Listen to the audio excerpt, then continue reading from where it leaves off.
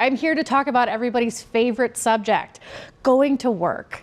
Sorry. We'll try to make this a little entertaining, but I feel like it was important to tell you about some of the mistakes that I've made, some of the benefits that I've had, and my progression through my job and my journey. So as Deborah said, my journey at Case Western started in 2004. I first came to campus as an undergraduate student. Now, after 4 years, I was relatively unscathed and graduated in 2008. So for me, the defining characteristic of 2008 was not the election, it was the Great American Recession. So the National Bureau of Economic Statistics defined the Great American Recession as starting in December of 2007 to June of 2009. So if you're doing the math, I graduated right in the middle of the recession with a history degree. I had missed all of the deadlines for graduate school. Doing an unpaid internship really wasn't a financial option for me. So I did what a lot of people did. I panicked, called my mom, and then just started applying for any job that was available, right? So where had I been for the past 4 years? Here at Case Western. So really the only industry that I knew really well was higher education. And the department that I had had the most fun in was undergraduate admission, right? So I get a job at undergraduate admission.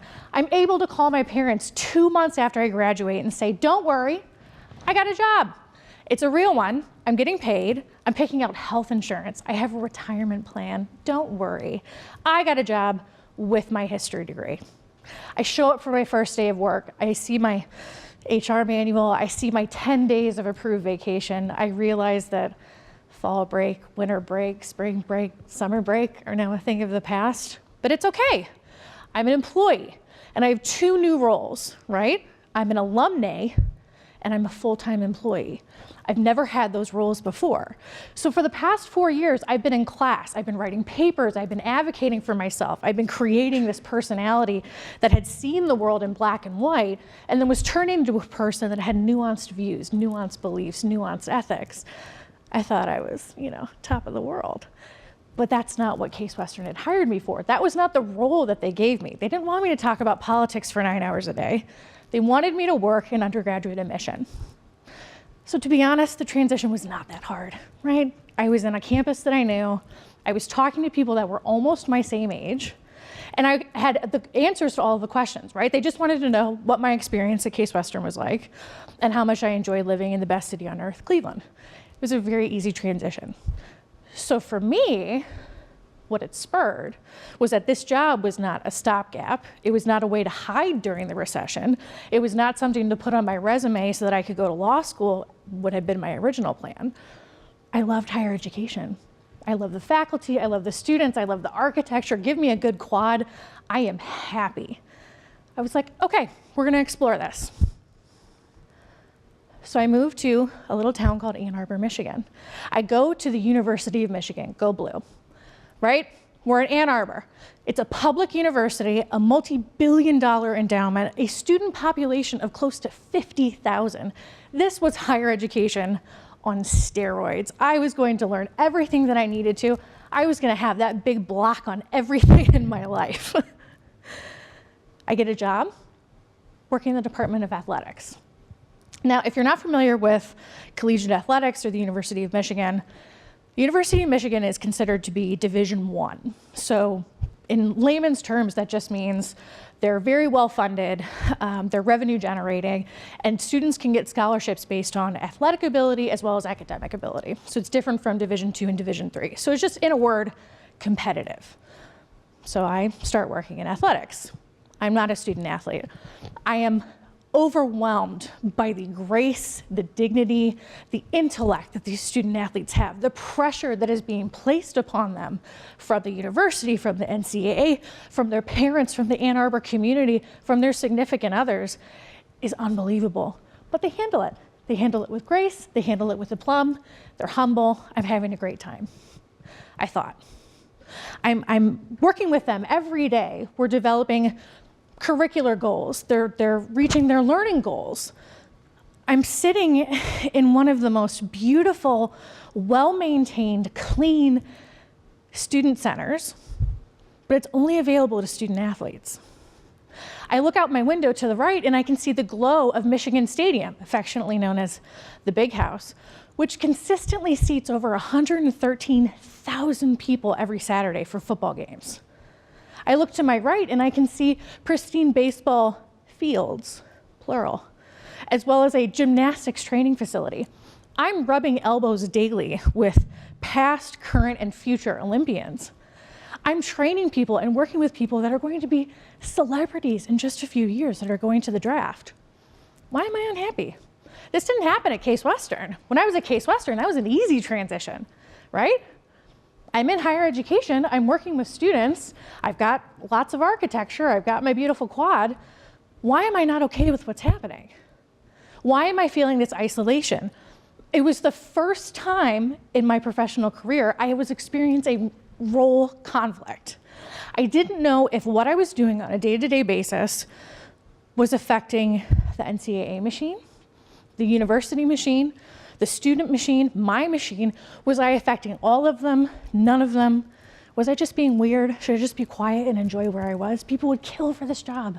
You're working in athletics at the University of Michigan. Why am I feeling isolated? So, okay, I've revered higher education for years, right?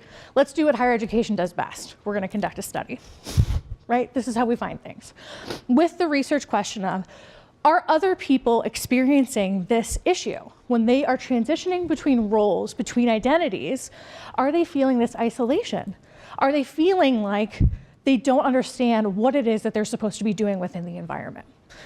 So as we know, right, when we conduct a validated study, we have to have a few assumptions first. So one of those assumptions is based on social identity theory, okay? So this is the theory. I encourage all of you to read about it because it's going to come up more as you do work in sociology and organizational behavior, that sort of thing. But it's the idea that people classify themselves and others into various social categories. So this can manifest itself in age, gender, affinity groups, organizational identity. So this becomes important because this is how individuals create brand identity, organizational culture, departmental identity, things that as you progress in your professional career will become very, very, very important, right? Especially to upper management. The other thing that's important with social identity theory is that the categories are absorbed by individuals based on group expectations, and it determines behavior. Whether consciously or unconsciously, right? We live in a society. We have structures within those societies that we have to behave within. There are norms, ethics, mores within those social structures. So everything we know, how we know what we know, and how we know what to do is based upon these social structures. So I conduct this study. I spend a year researching. I spend a year interviewing people. I want to see, do they have this role conflict, right? Now, you may never work in higher education. You may never work in athletics. But I guarantee you, as you progress through your professional career, you will have instances of role conflict. You will have instances of, I'm not really sure if I'm working for me, if I'm comfortable with the tasks that are being assigned to me, if I'm in the environment that's best for me at the moment. So when I did this study, some of the conclusions that came out of this, I think would be helpful as you progress through your professional career. So the first tool, carving out your daily experience as your locus of control. What I found was that individuals that only thought in macro experiences, so trying to think, how do I as one person influence the higher education sphere, the athletic sphere, it became overwhelming. When you focus and have a singular locus of control, then it gives you more strength, it gives you more power, it gives you more fulfillment because you on a daily basis are having these profound individual experiences with coworkers, student athletes, your friends. It gives you greater strength so that in the grand sphere, you feel like you have more control. Second, advocating for yourself to understand the environment that you are placed in. So this is a little bit different. When you go into a professional setting, you'll be given an HR manual, right? That's not very nuanced. It's not going to tell you about the morals, the ethics, the mission, the values, the current projects that are happening within a department. It is up to you to advocate for yourself to do this research. I was very naive. I did not do a lot of research about student athletes before I took the job in athletics. It's of no fault of the higher education athletic sphere, it's of no fault of the student athletes, but it was research that I did not do. I did not advocate to myself to figure out if my personality was well suited to that environment. Third, learn to effectively communicate with your leadership. That's just a fancy word for boss or supervisor. Time and time again during my interviews, it was found that for people who were having a conflict, who didn't understand their role, by having a more open conversation with their supervisor and continued conversations, it was easier for them to see themselves within the larger picture. And humans are very social creatures, right? We love talking, we especially love talking about ourselves. So we found over and over again that bosses, when they would have conversations with their subordinates, would be giving them information that it's not going to show up in PowerPoints. It's not going to show up in emails. It gave them an insight to information that they might not have had if they hadn't spoken up. Lastly, or almost lastly, be conscious of role behaviors and their origins. As you progress through your professional career, you will realize that a myriad of roles will be placed upon you.